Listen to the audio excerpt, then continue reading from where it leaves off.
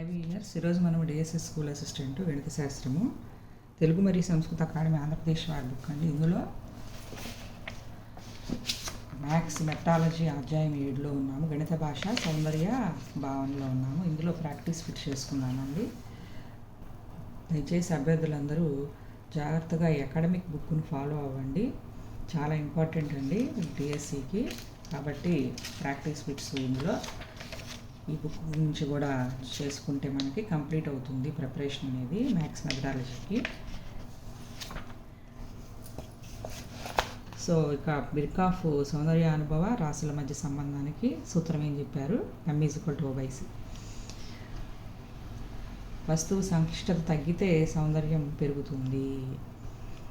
సంక్లిష్టత తగ్గితేనే కదండి మనకి సౌందర్యం పెరిగేది.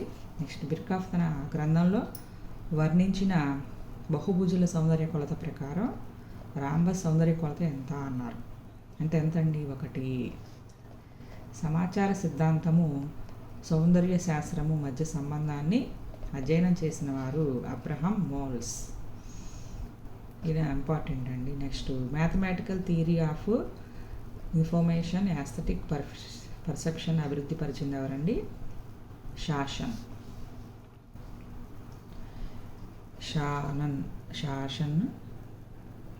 ఇక్కడ షానన్ ప్రకారము సౌందర్యానుభవ రాసుల మధ్య సంబంధం ఏంటి?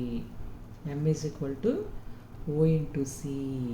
ఇక్కడేమో M=O/C అనేది బిర్కాఫ్ ప్రకారము, ఇక్కడ షానన్ ప్రకారం M=O/C.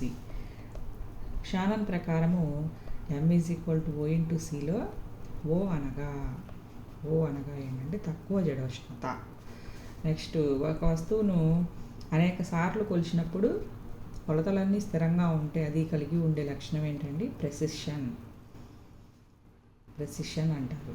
నెక్స్ట్ సంఖ్యలు ఎందుకు అందంగా ఉన్నాయి అని ప్రశ్నించినటువంటి గణిత శాస్త్రవేత్త పాల్ ఎర్తోస్. ఇవన్నీ చాలా ఇంపార్టెంట్ అండి బ్లాంక్స్ డిఎస్సికి. సంఖ్యలే కనుక అందంగా లేకపోతే ఇంకేవి ఉండవని ఉద్ఘాటించింది ఎవరండి? పాల్ ఎర్డో. నెక్స్ట్ మానవ దేహం వంటి వాస్తవ రూపాన్ని దాని జ్యామితీయ ధర్మాల ద్వారా మాత్రమే తెలుసుకోగలమని నమ్మింది లియోనార్డో. గణితంలో సౌందర్యము ఖచ్చితత్వము మనుగడకు అంశీభూతాలు అని చెప్పింది. ఏమేంటివి ఇక్కడ? క్రమత్వము, నమూనా అనుసరణ, సౌష్టం వచ్చింది.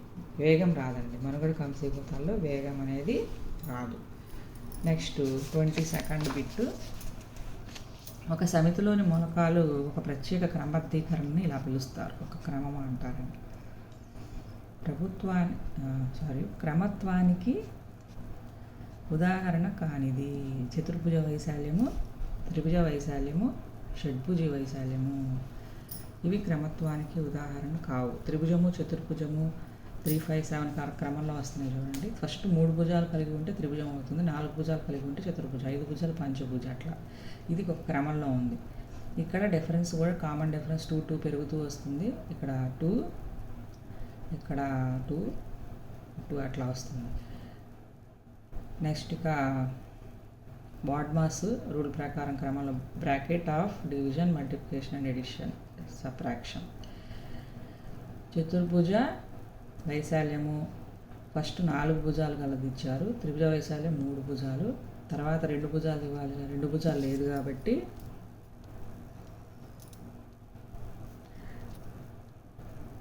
షడ్భుజ వైశాల్యం అవుతుందండి.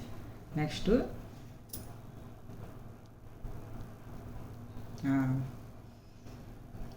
క్రమమునకు ఉదాహరణ 12² = 144, 21² = 441.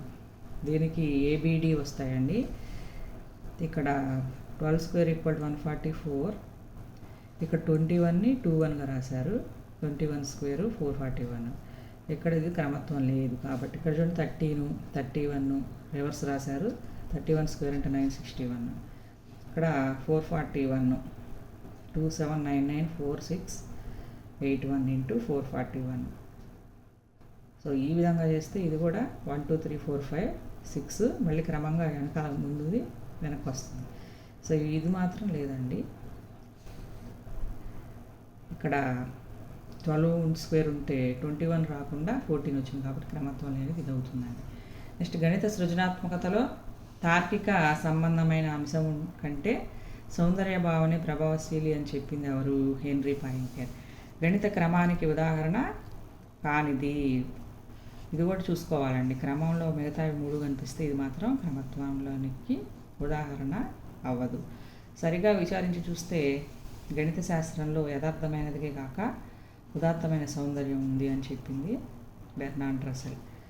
తర్వాత ఈ గణిత రూపం గణిత సౌందర్య నిర్మాణంలో ఒక క్రమమైన అంశానికి చెందినది అని చెప్పవచ్చు అంటాను. నెక్స్ట్ ఇది కూడా ఈ పాలిండ్రోమిక్ సంఖ్యలు గణిత సౌందర్య నిర్మాణంలో ఒక క్రమానికి చెందినవి. పాలిండ్రోమిక్ సంఖ్యలండి. ప్రత్యేక పద్ధతిలో అంకెల అమరికనే క్రమము అంటారు. చాలా ఇంపార్టెంట్ అండి బ్లాంక్స్ అని జాగ్రత్త చూసుకోవాలి. నెక్స్ట్ వీడియోలో రిమైనింగ్ బ్లాంక్స్ కంటిన్యూ చేస్తాను. Thank you.